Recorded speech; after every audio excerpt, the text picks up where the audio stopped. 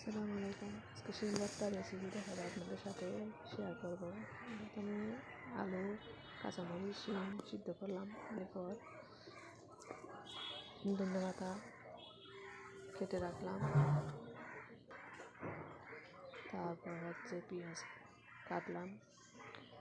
এরপর এগুলার শিমে আলুর খোসা ছাড়াই নিলাম। এরপর এগুলা একসাথে করে সবগুলা মাখাই নিব। মাখাই নেওয়ার পর মাখাবো, সবগুলো একদম মিশে যেতে হবে।